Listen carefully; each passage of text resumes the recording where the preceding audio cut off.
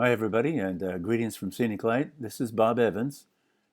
In our next video, I want to share with you an additional processing technique utilizing what I call double processing in Lightroom and then hand blending again in Photoshop.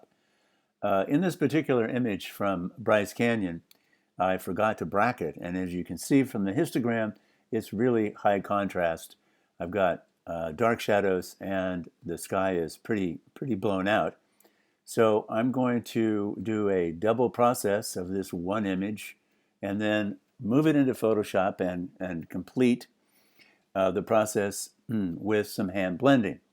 So the first step here is that we're going to right click and I'm going to create a virtual copy.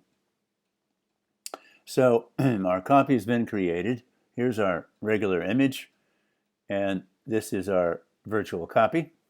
And now I'm going to select both of those images, and I'm going to go into the Develop module, and we'll do some further processing.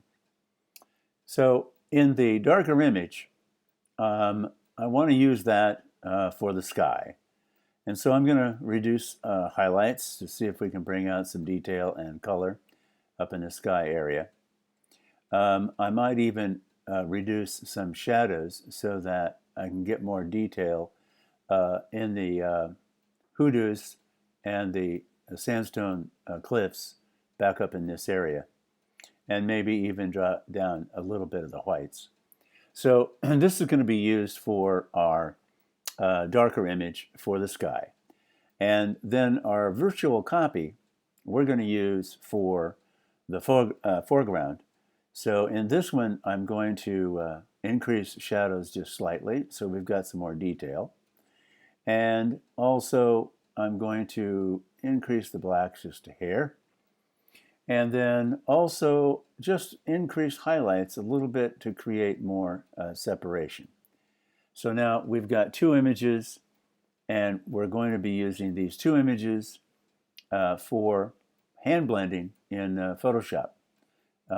I've got both of them already selected, so we're going to do a right click, and we're going to edit them again as layers in Photoshop. So also keep in mind, by the way, anytime that you have any questions or you need any assistance in some of these techniques, I'd be more than happy to answer your emails and help you out with some of these processing techniques that I've shown you. We're going to be loading these now as layers in Photoshop, and I always like to put the darker layer on the top. It's not critical or mandatory, but it's just the procedure that I have found easiest to use. So we've got our images now loading up. Now we don't have to do alignment as you sometimes do in hand blending, because obviously it's exactly the same image, so there won't be any separation between the two. So now we have the two images lined up.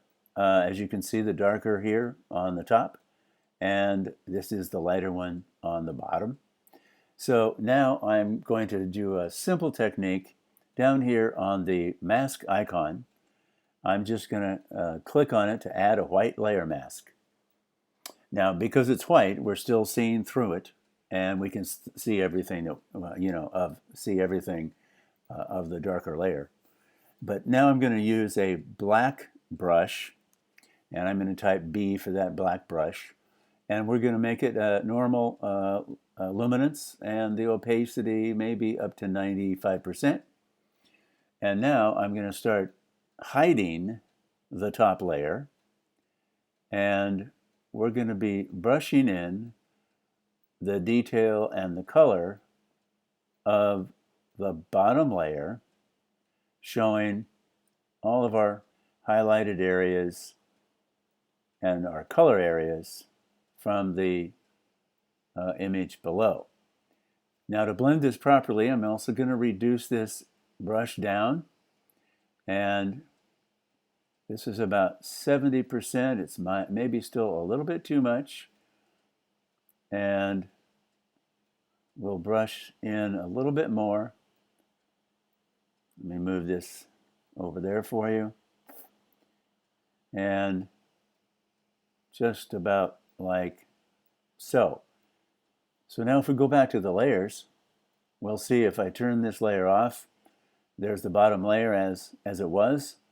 And if I show you the actual mask that we were painting on, here's the actual mask showing the black that I've painted to reveal the bottom layer. And then finally, this is a fairly simple process and technique. Finally, you may want to just do a little saturation and hue if necessary, just as you would on any other normal photograph. So we have it. There's obviously a few more details that you could use. This is a little hot area right in here. I'd probably darken that down somewhat. But hopefully you get the idea. We've taken this one image and we've actually created a pretty nice blend utilizing the